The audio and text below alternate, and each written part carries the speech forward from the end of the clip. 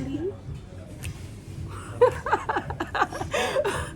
Welcome to another episode of Fearless Freedom TV. I hope I'm looking in the right place. Eventually, I will learn how to look in the right place. Yeah. Anyways, welcome. We're here in Istanbul, Turkey, and I am with my lovely new friend, Abby. Hello.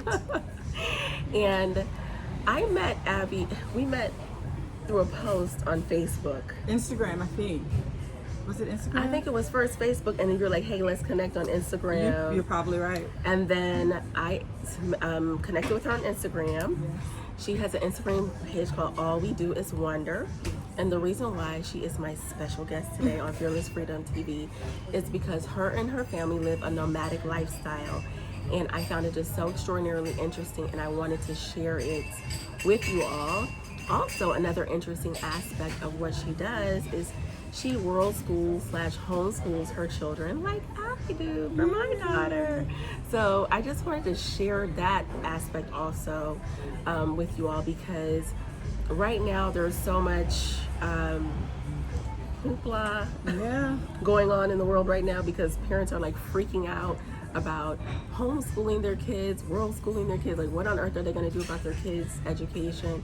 And we just kind of want to share our perspective. So anyways, I want you to kind of introduce yourself and tell people a little bit about where you're from, as well as how you all started living a nomadic lifestyle.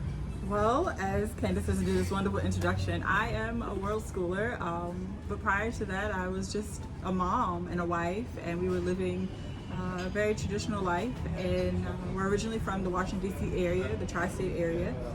My husband was in the military at the time, and we were presented with an opportunity to get out of the military and go back and do whatever it was traditionally done, you know, white picket fence, buy a house.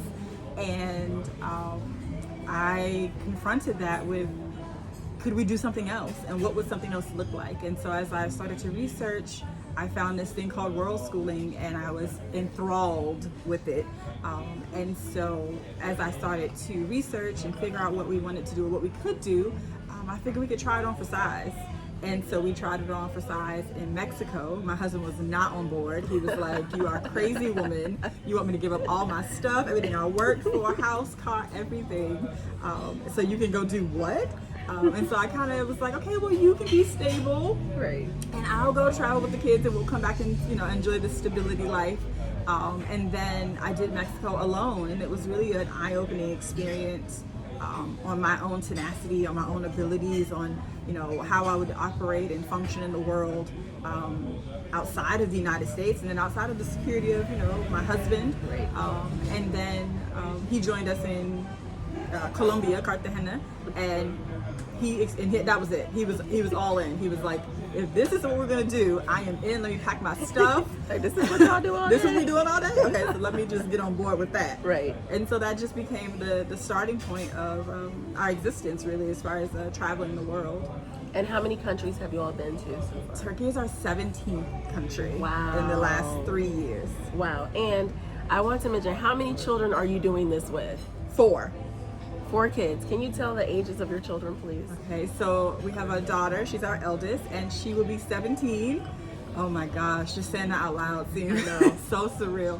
17 this year, and then we have a 16-year-old, and then a 14-year-old, and a 9-year-old. Wow. So that is a nice little range of children. And how have your children adjusted from a more traditional lifestyle to living a nomadic? Because you all have been traveling for the past 3 or 4 years, right? Yes, 3 years. So that means your youngest would have been about 5 or 6, or just turned, like, when you started doing this. Yes. So how have they adjusted to this lifestyle?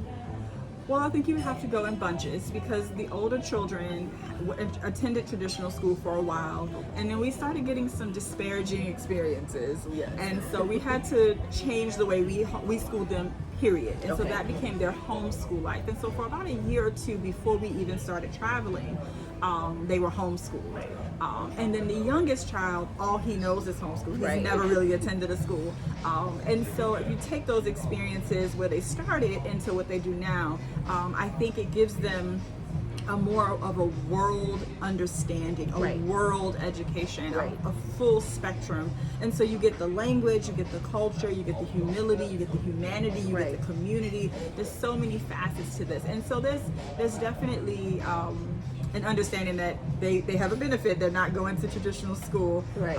But then they get to exchange a moment of taking something that is theoretical or textbook or Right. abstract Right. and making it tangible Right. and something that they can align with the way that they've existed or how Right. they got here or Right.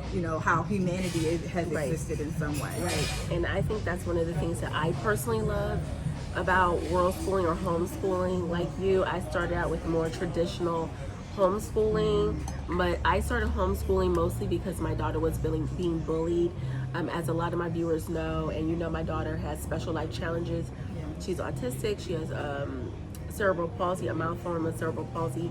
And so she was just getting bullied. I was tired of the IEP meetings. And honestly, I said, you know what, before I end up in somebody's jail, Because orange is not a cute color. orange is not, it's not it's cute. not, yeah, it's not my best color. It's not. I always say I'm too cute for prison time. So because I'm too cute for prison time, I decided to withdraw my child from the public school system and just take control of my daughter's education. And it's been like hands down like one of the best things I have ever done, because I allow her to choose what she wants to learn about and build the curriculum based on what she's interested in and incorporate and it's amazing how creative you can get, because you can literally take one of their interests and learn math, science, social studies, politics, religion, Yes. all of it in that, and I stretch it out over the span of a 2-week time. And it's one thing to talk about the Colosseum, but it's another thing to go to the Colosseum. Yes. It's another thing to see the Pantheon. It's another thing to see where some of these people in history sat and walked and all of those things. So I feel like by taking control of freedom, that I'm just able to give my child so much more. Well, really, whether it's homeschool or world school, we strive to give our kids agency and to make a collaborative experience. Right. And so when you come from a place that, Carl Rogers, famous psychologist, talks about, everybody is moving in the position of self-actualization. If we Right. stop getting in each other's way, we will attain that. And so Right. we really just backed out of it in the sense of allowing them their own agency to figure out what they wanted to do. And so we started doing passion-led learning. I love and it. so a good example is our son Emin. He's a middle boy. He really got into cooking. And so just like you said, we made math measurements, we did instructions, we did comprehension. Everything was surrounding that one passion, and we were really able to teach so many skill Right. sets and he wanted to do it. He had interest in it because it wasn't something that he was passionate about. And so we take that one example, and then you look at my daughter who she's an avid reader. I mean, she set a goal to read 396 books in a year, and Oh, she wow. killed it. Wow. And so every year she sets a new goal. And so she's also a writer. And so most parents would say, well, where do you go from there? Right. And it's about the money and it's about Right. the career. But we really, again, we just allowed her to follow her own path.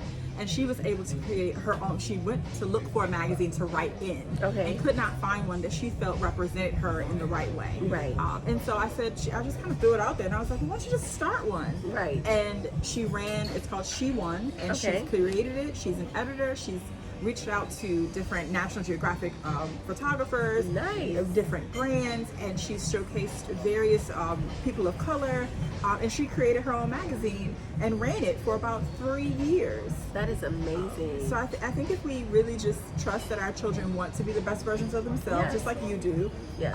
and we give them the agency and the power, Right. and we just support them, that they will create their own path. They will. They They definitely will. And you just have to, like I said, buttress that. You Right, know? right. You want to learn about history? Okay, let's go to, like you said, to these places and experience that life and see what that looks like Right. from your perspective now. Right, and I think that that's the beauty about women like us that want to consciously create that path for ourselves and our kids, And so I know one of the things that you talked about, and we both talked about, was freedom.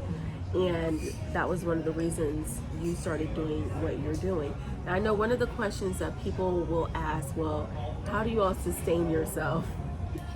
Because I know, Can you I know, afford I know. this? And when I told my mother, I was like, they're nomads, and my mother was like, well, how do they eat? I'm like, This is the question people want to know. What are you doing? yeah.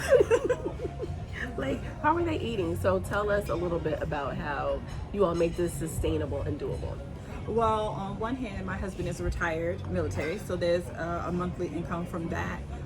We're also students, and so there's some benefits there for us being students as far as income goes.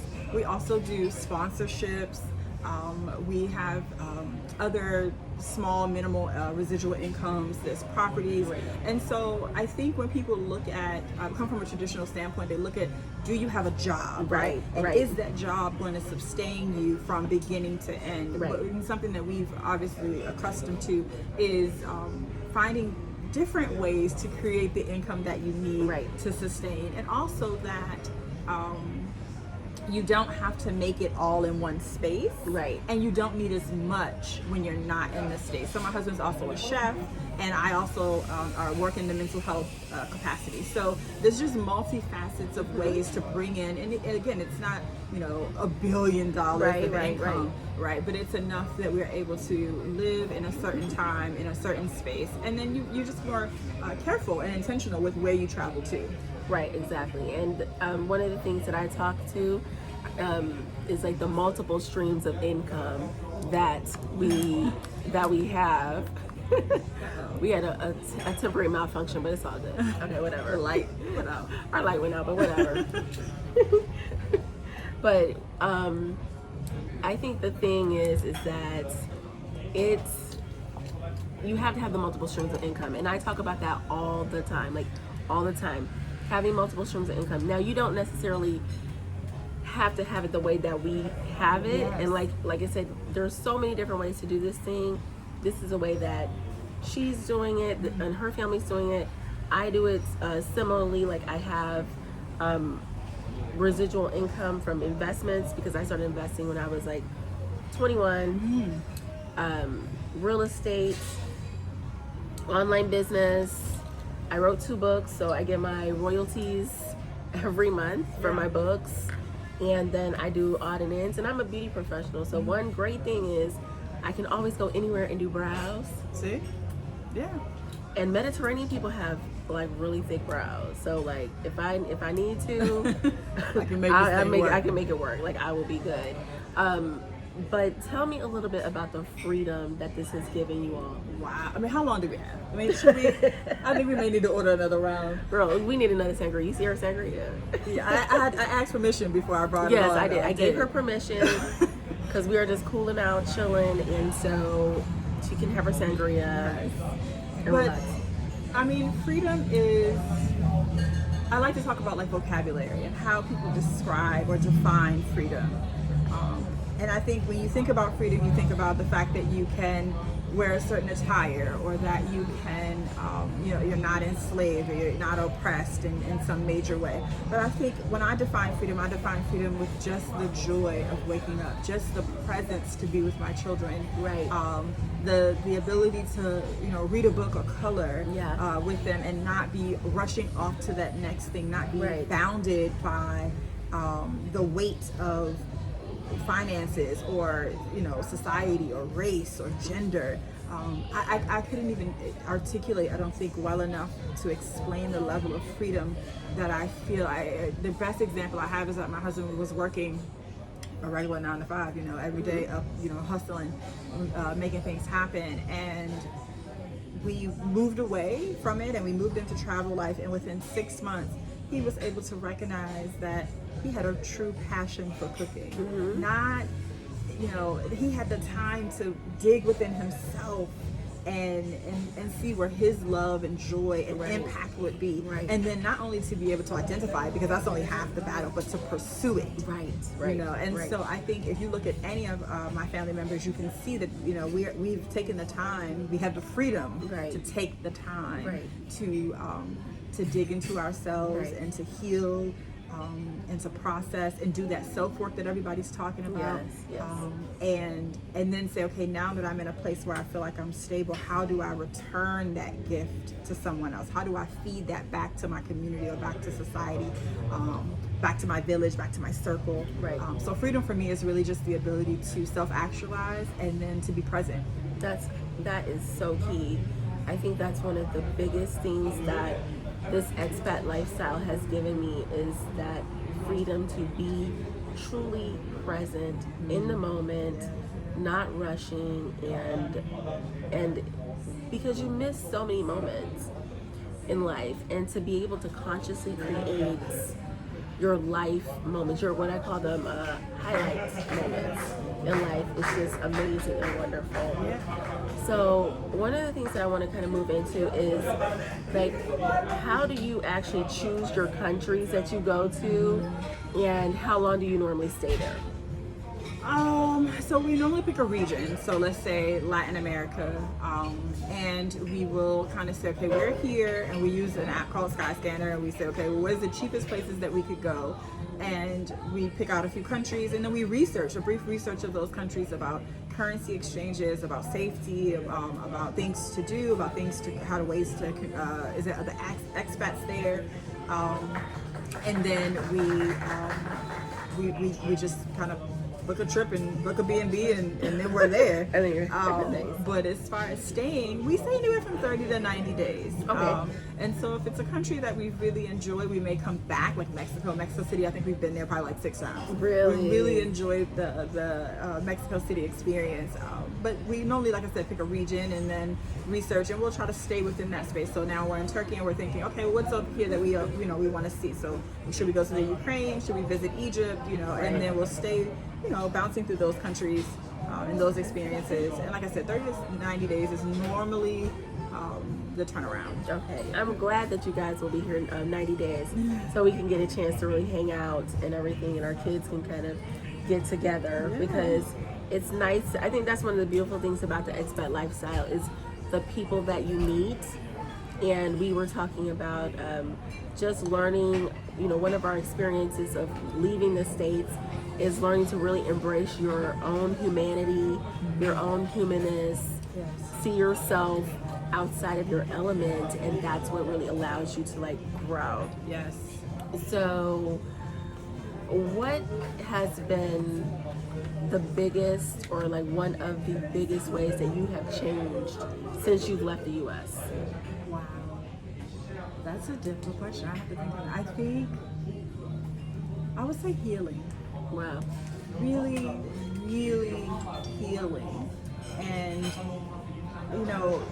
we talked about it a little while ago, like this continuous trauma that you experience, and whether that be racially, whether that be gender-based, whether that be financially, whatever the wall that you continue to bump into, specifically in America, the American culture, the American ideologies, it's hard to heal, because you can't heal in a space where you're constantly having to face that thing. Right. And so to be on an external point and be somewhere else and be looking to America as a third party, as something not attached to you directly, allows you to dig into yourself and say, what's not serving me, Right. and what am I carrying around, and what attachment issues do I have, and really processing those things. And another beautiful thing is being able to compare that growth to the culture and the communities that you visited. Right. So what's different, like in Turkey, how family oriented they are, Right. and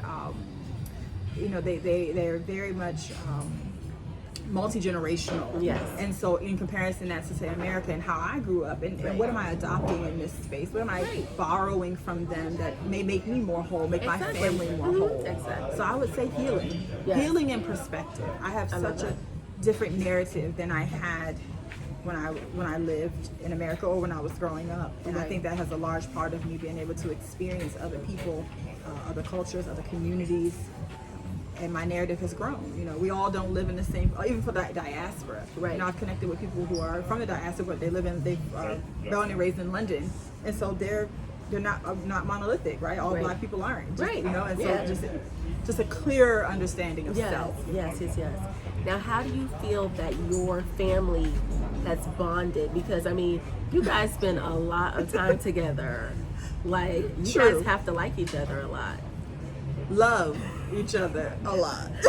let's not mince words here. Yes, yes. We do love each other a lot. I think we spend 365 days of every year together for the last 3 years. You definitely learn yourself, and you learn all your partners, as far as like your spouse or your children, your teammates. But our children do all the same stuff. They don't want to be bothered. They'll find a room and close the door, and you know, they got on headphones and you're yelling from the kitchen, whose turn is it to do the dishes? Like, it's, you know, we're still doing all the regular traditional things. But I think we've bonded because they've gained such a sense of responsibility and independence. You know, being able to navigate language, navigate currency, go to the store by themselves, know how to book a flight. You know, we were asked on our recent trip, we went a little bit south, and our middle son, Emin, was like, well, when can I book my own trip and go by myself without you guys? And he's only 14. He's like, how do I get away from you guys? But he just wants to be able to assert his level of independence. Right. And so I think what's changed for them is that they have a clear understanding of humanity. Right. That we are all one people. Right. I think they have a stern sense of responsibility, and we define that in our house as an open declaration of personal involvement. Okay. And so their responsibility to themselves, to our family, to their culture, and then understanding that they're outsiders. Yeah. They're occupiers in the spaces that we live in, and that they must respect. Yes, You know, absolutely. where we are. Absolutely. So I think there's so many changes, things that I didn't know they needed to learn, values that I didn't know they were missing, have definitely been attained and penciled in Yes. through our travels, for Yes. sure. And I think that's important. I always tell my daughter that we're visitors, we're guests in someone else's home. Yes. And so we need to be particularly careful of the things that we say, that we do. We're also representatives. We're representatives of our country, representatives of our particular culture group, and that because we get the opportunity to create our own narrative in the world, let's make sure that it's one that leaves a positive imprint on people. Yes. So, and I think like the lessons that you learn by becoming a global citizen and really understanding that we are all connected, they're the lessons that you didn't even realize you needed. Yes. Yeah. It's so true. You really never knew that you needed those little lessons to be whole as a person. One question that comes to mind that when we're talking about family and family life is, I want to touch on it. How has your marriage been affected Oh goodness. Let's see. by living a nomadic lifestyle? Well, we've been married for 16 years. So we spent a large part of that time in a very traditional lifestyle and following very traditional patterns. Again, we go back to narratives, what a marriage should look like, who plays what role, who has what responsibilities. And again, when you move out of the boundaries that society that you come from has set for you, you are able to explore other possibilities, other stories. And so, as you see, I don't wear my wedding band, and so that comes from us feeling, you know, what is it serving? Right. What is the purpose behind that? And does that serve us? And does that keep us connected? And so we do this thing where it's more like dating, constantly dating, and loving each other presently, right? And accepting each other presently, and I guess evaluating our attachments. But I would say our marriage has changed because we're such good friends. When you have to depend on someone so heavily for your safety, for resources, for access, we all we got. Literally, it's only six of us. Right. And so, although the children are lovely, as the only other adult in the house, right, you have to be able to connect, not only on a surface level where maybe you like the same music, but on a deep level where I'm feeling lonely, I'm feeling pain, I'm feeling, agitation, and I need to be able to confide and have a support system. Right. And my husband's really good because I'm a workaholic. Like, I get into something and I'm like nose diving into it. I'm up at 5 a.m., going to bed at midnight, and he's very good about protecting that space for me and being like, this is where I am right now. And so just the exchange of characteristics that we bring to one another, and then also knowing that because we're always together, that we need independent time, independent away from the children, and then independent away from ourselves. And that's not something that's often preached in society. Like, you love him, you gotta be with him all the time. 24/7. That's right. But it really is giving us space to be independent people out, and again, outlining our roles, right, and defining them for ourselves. Right. 16 years is a long time, so we've gone from very young, 20-year-old children. You can do the calculation.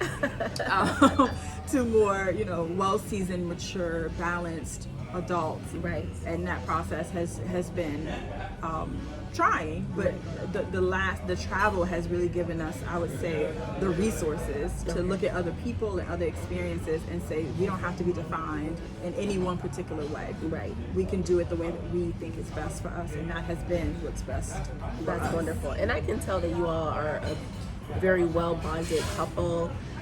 Your energy is fun. Like, I'm just like, you guys are funny together. They crack me up. Like, every time I'm with them, like, I'm like laughing. It's so funny. And I think that it's important to have all of those and know all of those things about yourself, because travel gives you, like you said, a certain level of introspection about yourself, and then also your marriage, and then you get a chance to see how other couples in the world operate and things like that. I think that's one of the things I personally find most interesting about travel. And initially, when I did start traveling, one of the reasons was to study male-female relationships and how that works and how I can give takeaways, because I know from my personal journey, I didn't necessarily grow up seeing day-to-day what that looks like. So I think that that's very important. Well, I didn't grow up either having that as a representation. My husband did have dual parents, but talk about like dysfunction and different things, childhood things. But I think, again, it just gives you the opportunity to see how other people exist. And I think we go back to changing the narrative. We only know what we know. And so when you go out and you travel and you're able to see different relationships and how people bond, it gives you a different set of words, a different storyline to use. And you don't have to use it that way, right, but you can adopt what you need to adopt from it and make it your own. And so I think that's what we've done. We've just, right, said we don't really need to be married. We just need to be friends. And if we could be friends, right, then we could be married. Right. And even for our children, our daughter, most of our children don't want to get married. Okay. And it's not because they don't have a good example. Right. But what we said to them was, what foundations do you need in a marriage, right? You need love, you need kindness, you need commitment, you need loyalty, you need independence, you need all these different things. Right. And if you have all of those things, then what will marriage give you? Right. And if you don't have those things, marriage will not give them to you. Right. And so really, again, going back to defining the necessity of a relationship or the necessity of a documentation or a ring for them. And so my daughter's like, I don't want to get married. And if I do get married, I'm keeping my name. So, and you just have to love, your experience and let them grow from that. And so that's what we've done. We've grown from that. Let's talk a little bit about the parents, especially the mothers who are or have been affected by COVID-19, and now they are at home having to homeschool or considering withdrawing their children from school. What advice would you give those moms? The first thing I think I would start with is bask in the opportunity. I was talking to another unschooling mom. Okay. And this was something she shared, and I just thought it was so brilliant, is this is an opportunity to really take a step back. she used the analogy of being on a moving train, and the train is crashing, but do you jump off? Right. Right then and there. And that's kind of what homeschooling is. It's like, so most of us decided to jump off the train Right, because just jumped off. Right, it was like, we're going to figure this out once we get off. Right. Just tuck and roll. But I love that because that's exactly what it is. but this is an opportunity where the train has been stopped. Right. And you can safely get off, and you Right. can safely inspect it. And so that's what this opportunity, if you take it in that perspective, is this is an opportunity for me to look at the system I was participating Right. in and say, is it serving me? Right. Is it serving my children? Is it producing the best versions of them? Is it Yes. producing the best education model for Right. them? Right. And then say it isn't, or it is, Right. and make the adjustments as possible. So that's Right. the first thing, is really just observing where you are. Right. And I think the second thing is loving your kids. Yes. They probably have had so many different experiences at school, different emotional things, different projects, different passions, Right. that you guys probably have never even had the time to talk about, right? Right. You're at work and they're at school and then Right. they're at soccer and then it's bath and then it's bed, right? And so taking a moment to slow down and just be present with them and Right. find out how all of you all are processing through this time, because they have emotions and feelings and anxieties, and they're missing their friends and different things like that. And so I think once you go step one, step two, then you can say, okay, now Right. how do we move forward with education? Right. I would say don't try to school at home. Okay. Homeschool isn't Yes. school Yes, at home, it's not. where you're schooling for 8 hours a day and you got to go through 9 subjects, right? That's right. not what homeschool is At all. And so maybe kind of getting more clarification on Mm-hmm. what homeschool looks like and what can be obtained, and maybe picking, depending on age and curriculum, maybe 2 or 3 subjects that you really want to focus on. Maybe the things that your children are really strong in. Right. Start with things they're really strong in. So if they're really good avid readers, that's where you start. Don't start where they're struggling, because Right. y'all Right. gonna struggle together at home. Right. So start where they're strong in, and maybe just do a couple of things. We do passion lit. So a great Right. example of that is we recently had a trip where we were going to ride horses. Okay. And so I don't know very much about horses, and so my youngest is 9 and he doesn't either know. And so we said, well, let's spend the school day learning about horses. And so we did YouTube, and we did Crash Course, which is on YouTube. Okay. We did documentaries. We did all types of different learning platforms, worksheets and coloring, where we were just learning about horses. And then the next day we went and we rode horses. And he was like, did you know? He's talking to the guy. He's like, do you know that horses have less bumps than humans? And he's like owning this information. And so that's just a good example of starting where they are. Yes. And starting with something that they can connect to. Right. Something that they can turn into something tangible. Right. And know that you can't school them at home. It should not Right. look like traditional school at home. You both are going to go crazy. Yes. It's not worth it. You'll go absolutely bananas if you do that. I think one of the biggest things that I learned from homeschooling / unschooling / world schooling was to have confidence in myself and my own ability, because we hear so much that the mother is the first teacher, and that terrifies so many women. I think so many women are terrified right now because they don't believe in their innate ability to nurture their children beyond their basic day-to-day needs. Like, okay, did you eat? Right. Are you clothed? Did you take a bath? Okay. Now you have to go deeper with it and trust your own ability, what you know. You've got this and you can do this. If you found yourself in the position where now you have to homeschool, or as Abby has made the wonderful analogy, that you can safely get off the train and do your own thing. And for me, I had to learn, it taught me, like, I do know a lot of math. I do know a lot about science. I do have I have collected so much valuable knowledge and wisdom that I can pass on to my child.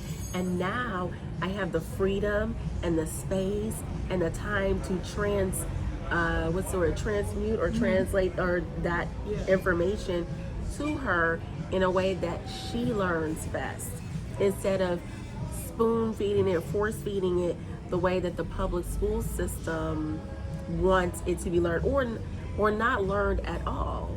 So I think 2 things come to mind when you say things. That the first thing is is you can outsource too, right? Yes. So there are pods being created where there's like 5 moms or parents who are homeschooling, and Right. this parent homeschools this subject, and on Monday and on Tuesday all the kids go to this person's house. Right. And then there's also co-ops Yes. of, in the community where people who are specialized in art or they specialize in mathematics Right. or whatever, you guys come together and as a community you guys are learning. Right.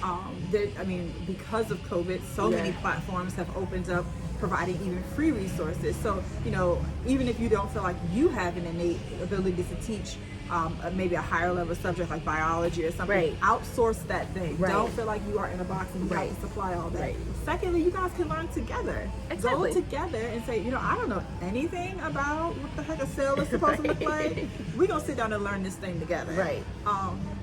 Another thing that comes to mind is everything that we're taught in school is through a certain lens. Right. So you have an opportunity to change the Yes. focus. Yes. And we have rigor.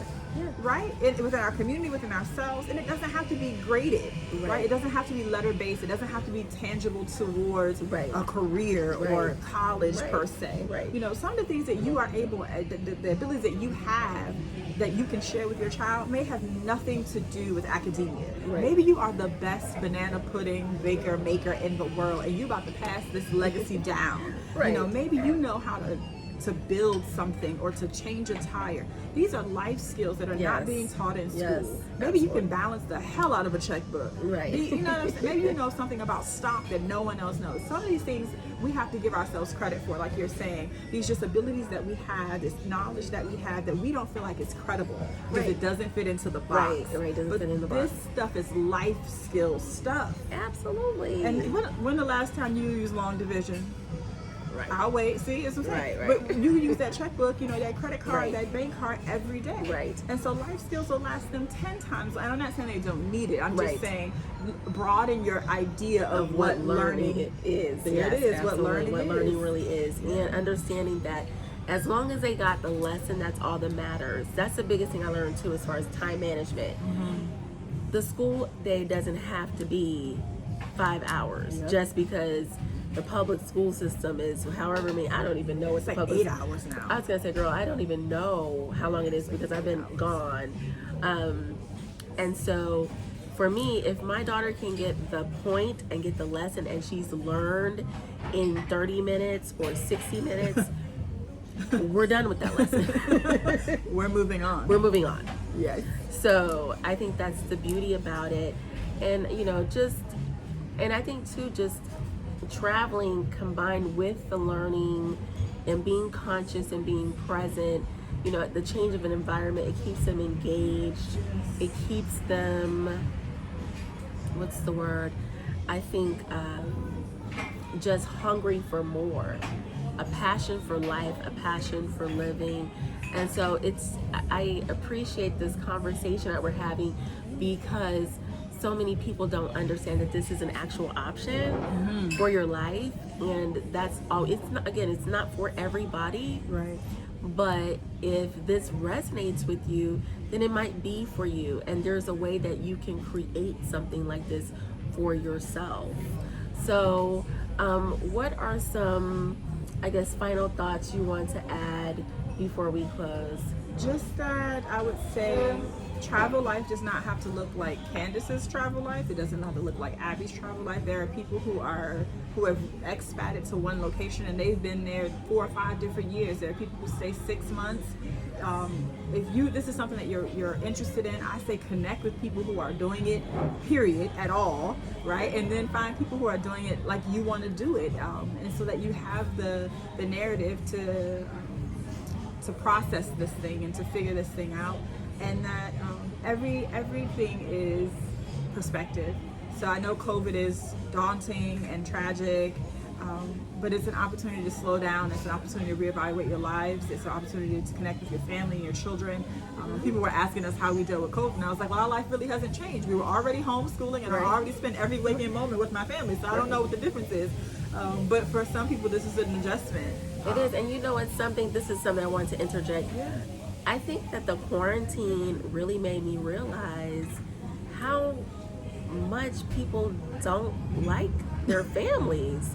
Like, I saw a lot of people complaining, and it bothered me on some levels, because I'm like, this is your family, your flesh and blood, your legacy, and here you are just complaining about them, like you miss your job because you just want to get away from them. And I thought that's kind of sad.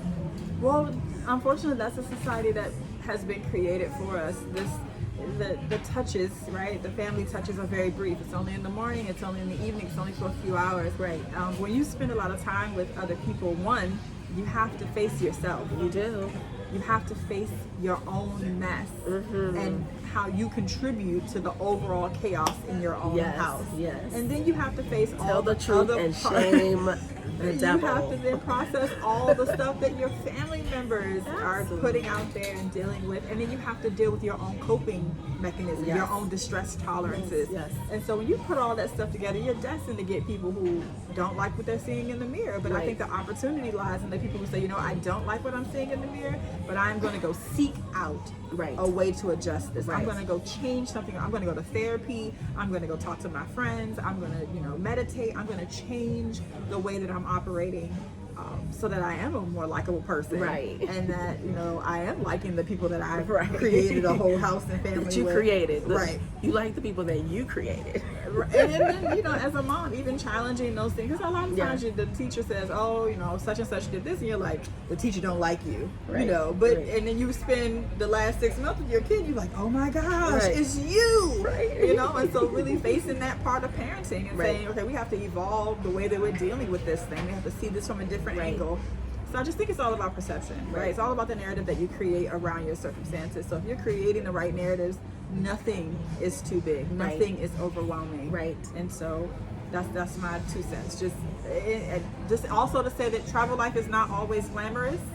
Okay, thank you for saying that. I want to add that we've had hulls of water. We had to walk gallons of water for 5-6 miles. We ran out of water. We've gotten on planes that had to land because the crane was not operating. We have had ill moments in travel, but I say that to say every lifestyle has shortcomings and struggles. It's really about how you face those things, how you overcome those things that matter.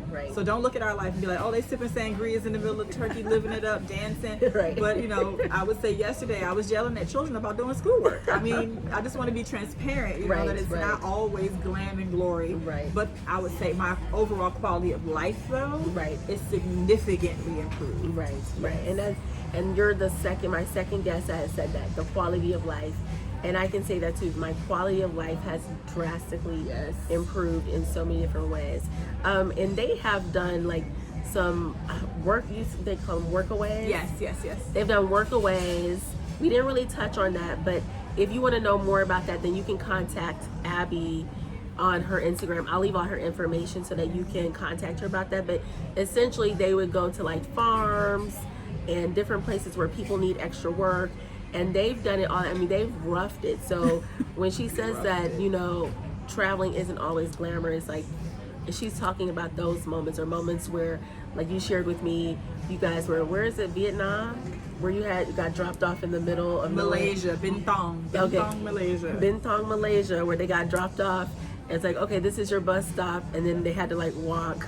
It was on the side of the highway. It wasn't just a bus stop. I want to clarify, we were on a highway. We walk a mile carrying luggage with 4 children. That's absolutely nuts. I was like, wow. Now this is my final question to you. All right. Do you all think you will ever settle down? Never. No, I think eventually we'll be old, right? And we'll have to do it, and we'll have to be somewhere. But I think the way that we see our lives is really about creating home environments where our children know they can come back to this space, and this is where we can meet, and this is where we can be. But our children are talking about living in different countries. So the element of having even to just visit them is going to entail us not being stable. But as far as my husband and I are concerned, we're talking about getting tiny houses, and we want an RV across Europe for, once our kids are a little bit older and independent. So I don't think we'll ever be stable. And I don't think we'll ever be back in the States permanently. I just think the world has so much to offer. It does. And you only get to do it once. You only get to live this life one time. And so I just want to be able to experience and see as much of it as I possibly could. Flies coming around at the last second. Flies just buzzing around the last second. I think that that's amazing. And I want to just thank you so much for coming on to Fearless Freedom TV and just sharing your story. And I'm just looking forward to getting to know you better and learning and growing. And you know, I will leave again Abby's information. I will also leave my information if you are interested in becoming an expat or want to really seriously explore this. My team and I can definitely help you. And I will leave, like I said, all the information in the information box. But we are going to get ready to finish our sangrias, our drinks, and continue our daytime party. Her husband's getting ready to get some good dessert over here. He's ordering dessert. What's working? I know. Like, how did this happen? It's okay. That's fine. Okay, well, yeah, we're good to go. You're backstage. Okay, like, he's like, would y'all mind your business? So we're going to do that. Anyways, you all take care. And we will see you in the next episode. All right, bye.